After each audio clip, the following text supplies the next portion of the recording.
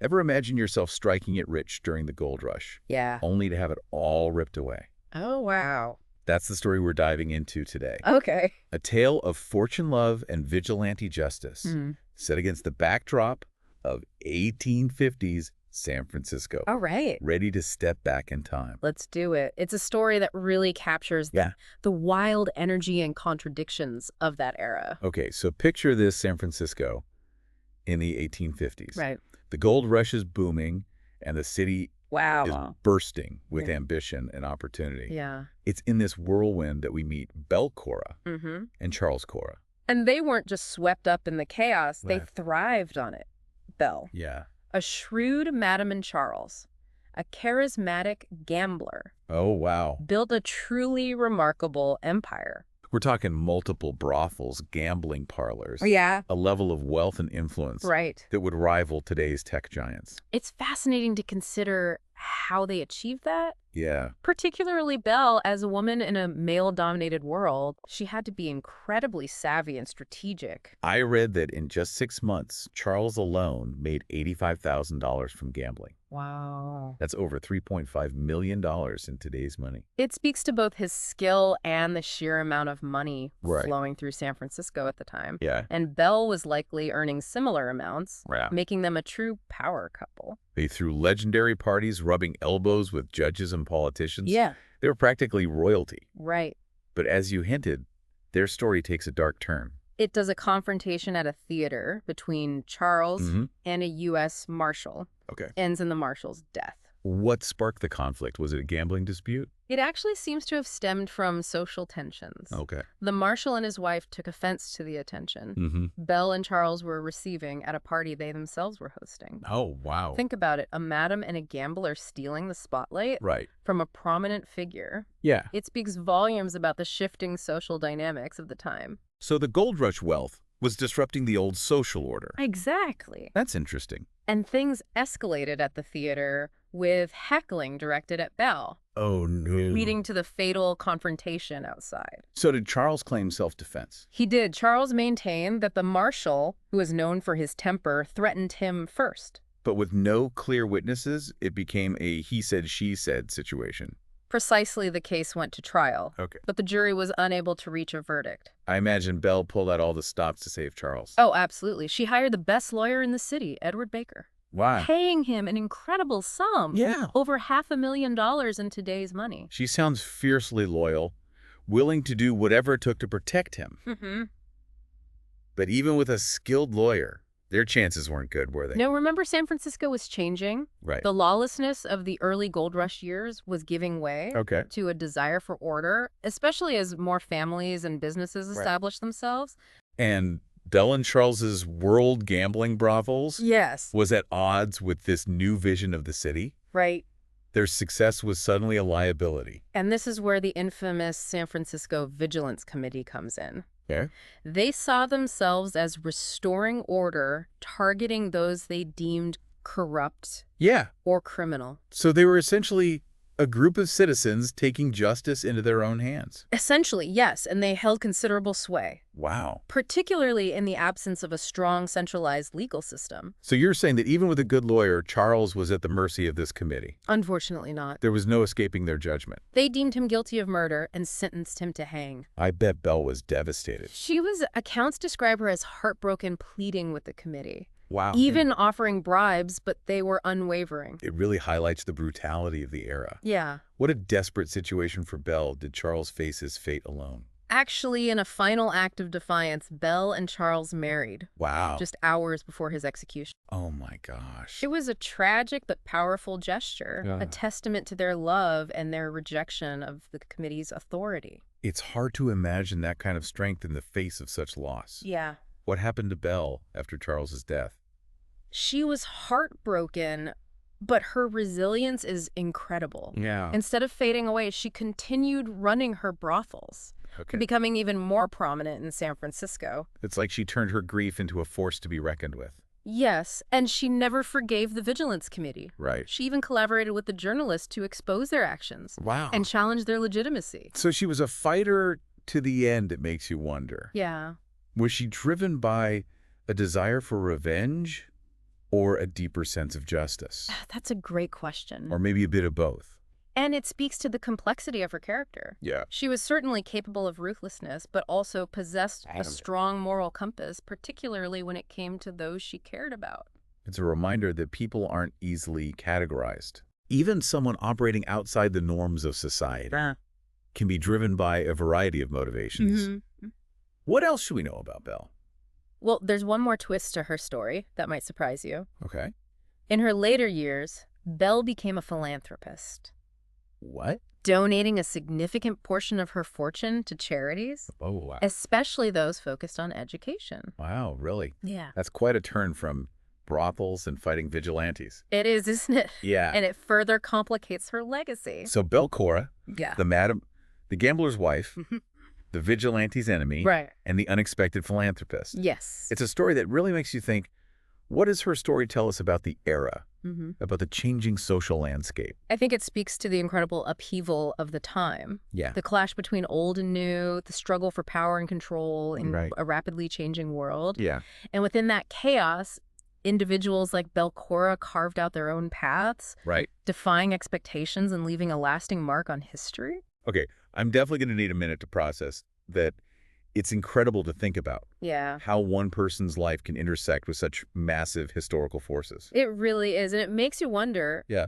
what seemingly small events today might have a ripple effect on the future. That's a great point. But before we get too lost in the future, Yeah. we have another fascinating story to uncover from the 19th century. Okay.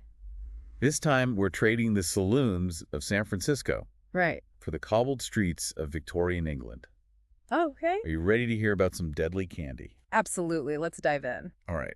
So we're leaving the Wild West behind and traveling across the pond to Bradford, England in 1858. Okay. It's a far cry from the gold mines and saloons of San Francisco. Yeah. But as we'll see, Yeah. this seemingly quiet corner of Victorian England has a dark secret of its own. It does. And this story, Okay. while less about individual ambition, highlights something equally powerful. Okay. The unintended consequences of rapid industrialization and the desperate need for consumer protection. Okay, I'm intrigued to set the scene for us. Right. What was Bradford like in 1858? Picture a bustling hub of the textile industry. Boy. Mills churning out fabric day and night. Yeah. The air thick with smoke and the streets crowded with workers and families. Wow. Life was hard, but there was a sense of community, a shared struggle Yeah. that bound people together. So what shattered this sense of normalcy? It all began on Halloween Eve, October 30th. Okay. Imagine children excitedly running through the stores, eager to collect their treats just like kids do today. Right. But this festive atmosphere was quickly overshadowed Yeah. by a terrifying outbreak. What kind of outbreak? Was it an illness? Yes, multiple children started falling desperately ill, Oh, no. experiencing symptoms like vomiting, convulsions, and intense stomach pain. Oh, gosh. It was a scene of chaos and fear as parents watched their children Right. succumb to this mysterious ailment. It sounds like a nightmare. What did people think was happening? Initially, doctors suspected cholera, Yeah. a deadly disease that was rampant at the time. Right. It made sense given the symptoms and the generally poor sanitation Yeah. in many urban areas. But I'm guessing it wasn't cholera. You're right, the real culprit turned out to be something Yeah. far more unexpected: peppermint candy. Peppermint candy? You mean those innocent little treats? Mhm. How could that be? It's hard to believe, isn't it? But that's the thing about this story. Yeah. It highlights just how vulnerable people were Right. to the dangers lurking in everyday products. So what kind of candy was it? It was a particular type of peppermint candy called a humbug, Okay. a small hard candy with black and white stripes. Right. They were popular especially among children and sold by street vendors all over Bradford. Okay, so how did they figure out that these humbugs were to blame? It took a sharp-eyed doctor named John Henry Bell to connect the dots. Okay. He was treating several of the sick children Right. and noticed they had all eaten these humbugs purchased from a vendor at the Bradford Green Market. So a common link emerged. What happened next? Did they try to warn people? Absolutely. The authorities, realizing the gravity of the situation, Yeah. sprang into action to alert the public. But remember, this was 1858. Right.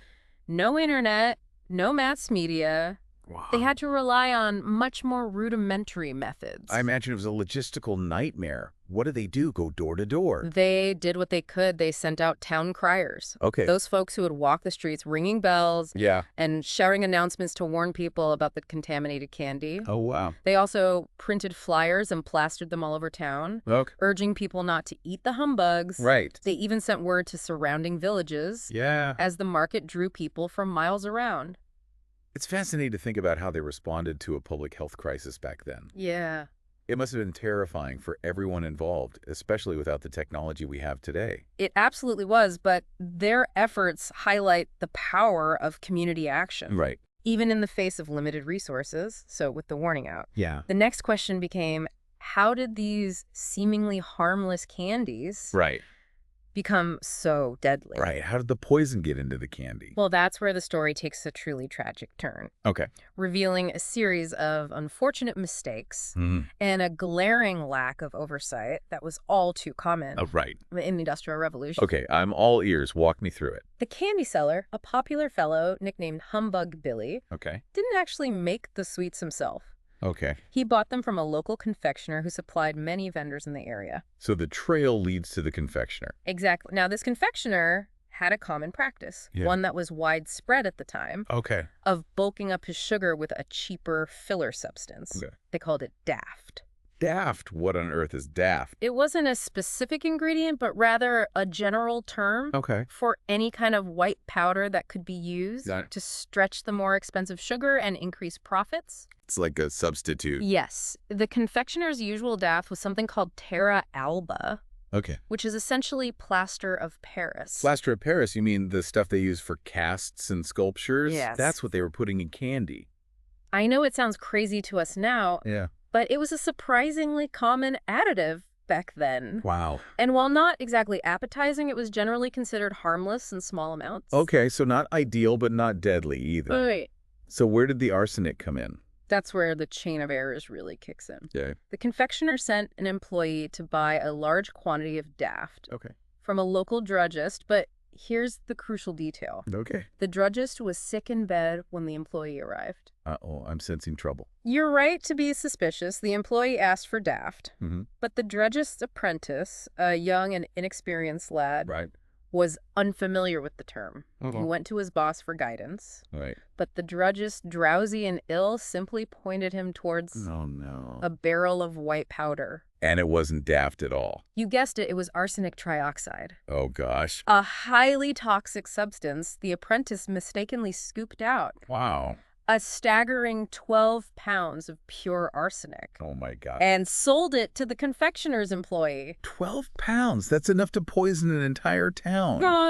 It's unbelievable that this could happen. It's a horrifying testament to the lack of regulation and the potential for disaster when dangerous substances are handled so carelessly. So the employee, completely unaware of the deadly mix-up, takes the arsenic back to the confectioner, who then proceeds to make the humbugs. Yes. This is like a domino effect of awful decisions. It truly is, and it gets worse. The candy came out a strange off color, darker than usual, and both the confectioner and his employees started feeling ill while making the candy. You would think that would have been a huge red flag. You'd think so, right? Yeah. But tragically, the confectioner brushed it off. Wow. Attributing his illness to a stomach bug and the candy's color.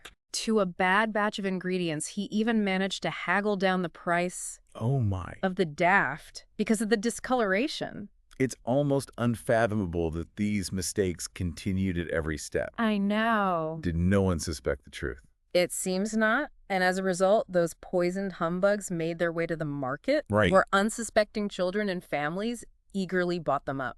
This is heartbreaking. So what was the final toll of this horrific accident? The Bradford Sweets poisoning, as it came to be known, claimed the lives of 20 people, most of them children. Oh, wow. And over 200 more became seriously ill, with many suffering long-term effects. Gosh, that's awful. What happened to those involved? Was anyone held accountable? It's a complex question. The druggist, the confectioner, and the apprentice were all initially charged with manslaughter. Wow. But the courts ultimately determined that it was a tragic accident. A result of negligence rather than malicious intent. So no one went to jail? No, the charges were dismissed. The judge, while acknowledging the immense suffering caused, recognized that the real culprit was the lack of regulation and oversight surrounding the sale and use of dangerous substances.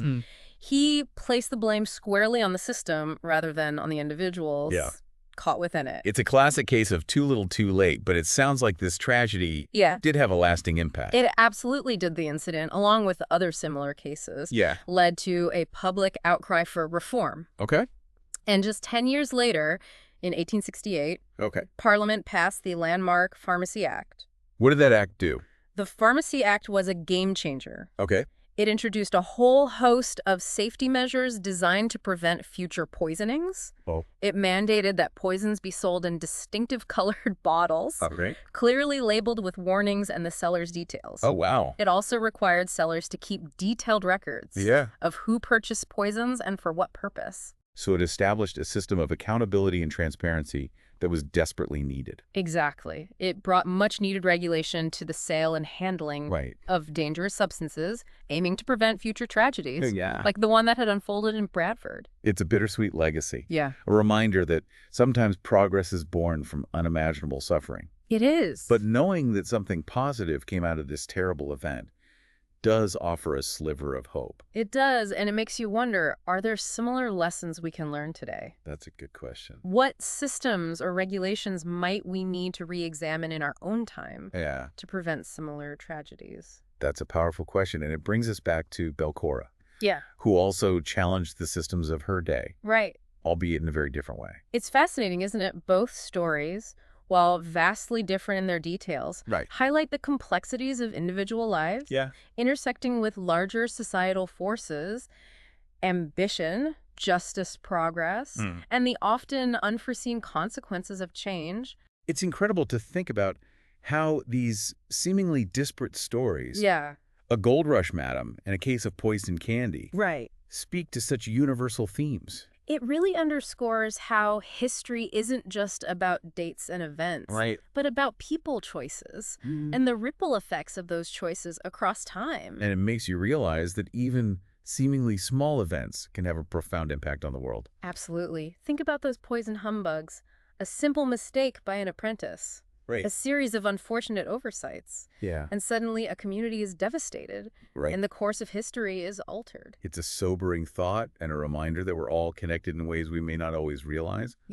But focusing on the positive, it's inspiring to see how tragedy can also lead to progress. Absolutely. The Pharmacy Act of 1868, with its emphasis on safety and accountability, has undoubtedly saved countless lives. And it's still relevant today. The principles enshrined in that act form the foundation of modern-day food and drug regulations around the world. So the legacy of those poison sweets lives on, not in the tragedy itself, but in the positive changes it inspired. Exactly. And it serves as a powerful reminder to question the systems around us.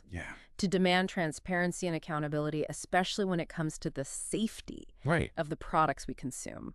So what can we learn from these stories? From Belcora, who defied expectations and carved out her own path, to the victims of the Bradford sweets poisoning, whose suffering led to lasting change. What insights can we take away and apply to our own lives? For me, it's about recognizing the power of individual action, both for good and for ill. It's about understanding that our choices, however small they may seem, can have ripple effects that extend far beyond ourselves. And it's about the importance of never taking our safety and well-being for granted, to always question and demand better from the systems that govern our lives. Well said. It's been a fascinating journey back in time, exploring these two captivating stories and the threads that connect them. It's been a pleasure diving deep with you. And to our listeners, thanks for joining us on this exploration of history, ambition, and the unexpected consequences of change. Until next time, keep questioning, keep exploring, and keep learning.